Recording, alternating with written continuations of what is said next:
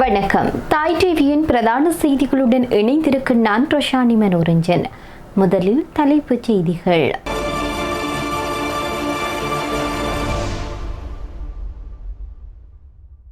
காணி விடுவிப்பிற்கான எந்தவொரு உத்தரவாதமும் வழங்கப்படவில்லை. கஜேந்திரகுமார் எம்பி குற்றச்சாட்டு. பிள்ளையானை ரகசியமாக சந்தித்த மகிந்த. மட்டக்களப்பு சிறைக்குள் இல்லாத ஆதாரம். 20 மாதங்களில் அதிகரித்துள்ள கடன் சுமை. சம்பிக்கவின் பகிரங்கம். மகிந்தவின் மகனுக்கு விதிக்கப்பட்ட தடை. விடுக்கப்பட்டுள்ள கோரிக்கை. காசா மறுசீரமைப்பு. அமைதி சபை நிதியின்றி வெறிச்சோடியதாக அறிக்கை. மோதலை தூண்ட வேண்டாம். இந்தியா, ஜப்பான் உள்ளிட்ட நாடுகளுக்கு சீனா எச்சரிக்கை. இனி விரிவான செய்திகள்.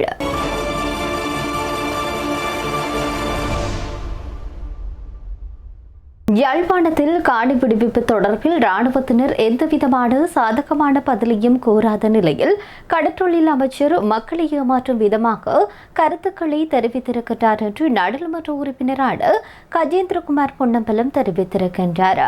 யாழ்ப்பாணத்தில் நேற்றைய தினம் நடைபெற்ற ஊடக சந்திப்பின் போது இந்த ஒரு விடயத்தை அவர் தெரிவித்திருக்கின்றார். மேலும் அவர் தெரிவித்ததாவது: காணி விடுவிப்பு தொடர்பில் ஆளுநர் செயலகத்தில் நேற்று முன்தினம் பாதுகாப்பு பிரதி அமைச்சரின் பங்கேற்புடன் உயர்மட்ட கூட்டம் நடைபெற்றது. இதில் ராணுவ தரப்பின் காணி விடுவிப்பு தொடர்பில் எந்தவொரு சாதகமான பதிலையும் தெரிவிக்காமலேயே கூட்டம் நிறைவடைந்துள்ளது. மக்கள் எதிர்பார்க்கும் எந்தவொரு முடிவினையும் சாதகமாக எடுக்காமல் காணி விடுவிப்பு தொடர்பில் இராணுவத்தினர் பல சமயங்களில் திட்டவட்டமாக நிராகரித்தும் சில விடயங்களில் பரிசீலிப்போம் என தட்டி கழிக்கும் பதிலையும் கூறியுள்ளனர். மக்கள் எதிர்பார்க்கும் எந்தவொரு விடயமும் சாதகமாக முடிவெடுக்கப்படவில்லை.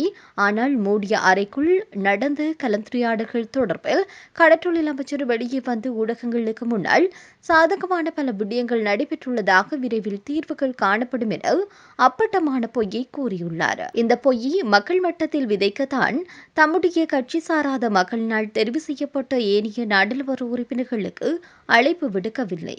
அதேபோல் வலிவடக்கு பகுதி தொடர்பில் வலிவடக்கு பிரதேச சபையினரை அழைத்திருக்க வேண்டும். அவர்களையும் அழைக்கவில்லை.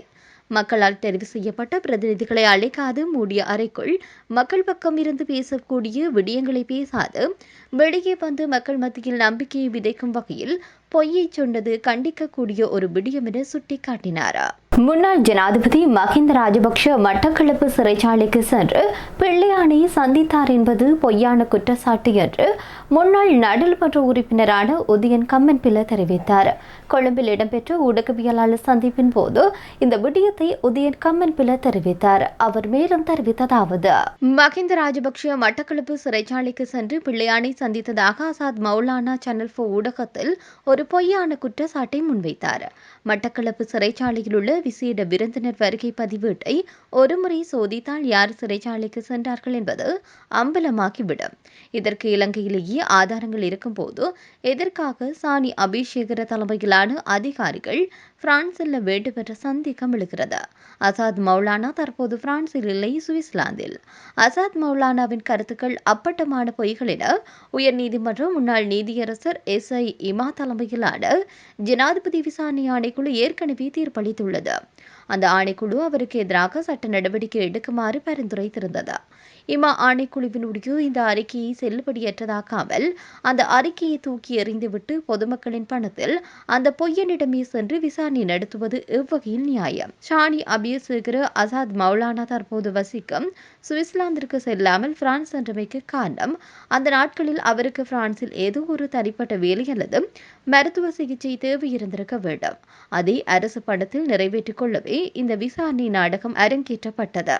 பிடியாணை பிறப்பிக்கப்பட்ட ஒரு குற்றவாளியை சந்திக்க சென்ற சாணி அபிஷேகர ஏன் அவரை கைது செய்யவில்லை? சாரா ஹசின் சகோதரர் டில்வானுக்கு கொழும்பு தேசிய வைத்தியசாலையில் ரகசிய சிகிச்சை பெற்றுக் கொடுக்க உதவியமை, போலி அடையாளத்தில் 2வது திருமணம் செய்தமை, மணப்பெண்ணின் தந்தையை மோசடியான காசோலைகளை வழங்கி ஏமாற்றியமை மற்றும் குடிவரவு குடியகல்வு சட்டங்களை மீறி நாட்டை விட்டு தப்பி சென்றமை போன்ற பாரதூரமான குற்றச்சாட்டுகள் ஆசாத் மௌலானா மீது உள்ளன என குறிப்பிட்டார். பிரான்சில் உள்ள இலங்கை தூதரகம் என்பது இலங்கையின் இறையாண்மைக்கு உட்பட்ட பகுதி. அங்கு சென்ற சாணி அபிஷேகரவுக்கு அவரை சட்ட சட்டப்படி கைது செய்ய அதிகாரம் இருந்தும் அவரை சுதந்திரமாக விட்டுவிட்டு வந்ததன் மர்மம் என்ன எனவும் உதயன் கம்மன்பிள்ளை கேள்வி எழுப்பியுள்ளார். ஜனாதிபதி அன்ருகுமார திசாநாயக்க 20 மாதங்களுக்குள் எமது அனைவரையும் குறைந்தபட்சம் ஒரு தலைக்கு 1 லட்சம் ரூபாய் வரை கடனாளியாக்கி இருக்கின்றார் என்று முன்னாள் அமைச்சரான சம்பிக்க ரணவக்க தெரிவித்திருக்கின்றார். சம்பிக்க ரணவக்க எழுதிய புத்தக வெளியீட்டு விழா கொழும்பில் நடைபெற்றது. அதில் உரையாற்றும் போது இதனை குறிப்பிட்டார்.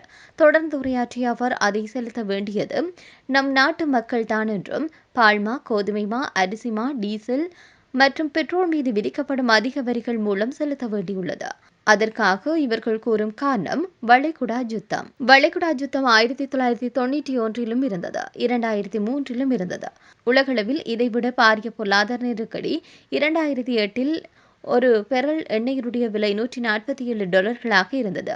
ஆனால் இப்படி ஒரு நெருக்கடி நாட்டில் இருக்கவில்லை. நெருக்கடிகளுடன் நாட்டிற்குள் யுத்தம் இருந்தது. ஆனால் இப்படி ஒரு நெருக்கடி இருக்கவில்லை. நான் மாத்தறை கூட்டத்தில் கூறினேன், இலங்கைக்கு டீசல் கொண்டு வருவது $750 என்று. ஜனாதிபதி அன்ருகுமார திசாநாயக்க அதற்கு சில ஊடகங்களை பயன்படுத்தி எங்களுக்கு சேறு பூசினார். இப்போது கூட்டுத்தாபனத்தின் தலைவரை கூறுகின்றார் 1 லிட்டர் டீசல் $750 என்று. இப்போது நாம் ஜனாதிபதிக்கு விடுக்கும் சவால் என்னவென்றால், $380 அல்லது $390 டீசல் விற்கப்படுகிறது. மீதி தொகை எவ்வாறு கணக்கிடப்படுகிறது என்று எங்களுக்கு கூறுங்கள். மீதி தொகை எவ்வளவு?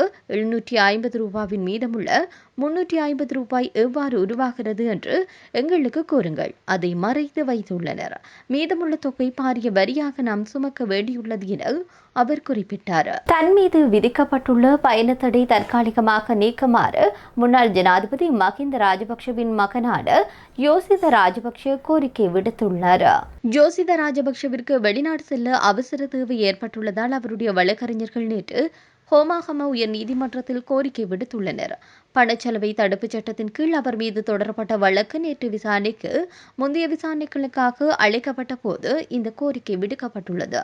இதன்போது யோசித ராஜபக்ஷவின் நெருங்கிய உறவினர் ஒருவரின் கடவுச்சீட்டை பிணையாக சமர்ப்பித்ததால் அடுத்த வழக்கு தவணை வரை இந்த வெளிநாட்டு பயணத்தடை தற்காலிகமாக நீக்குவதற்கு நீதிமன்றம் உத்தரவு பிறப்பித்துள்ளது.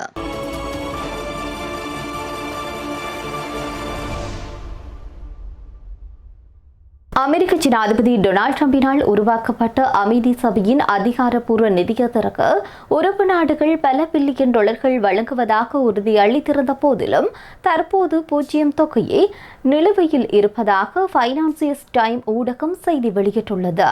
பாலஸ்தீன பகுதியான காசாவில் இஸ்ரேல் நடத்திய போருக்கு பிறகு பேரழிவை சந்தித்த காசாவை மீண்டும் கட்டியெழுப்புவதற்காக ஜனாதிபதி டொனால்ட் ட்ரம்ப் இந்த அமைதி சபையை முதலில் உருவாக்கியுள்ளார்.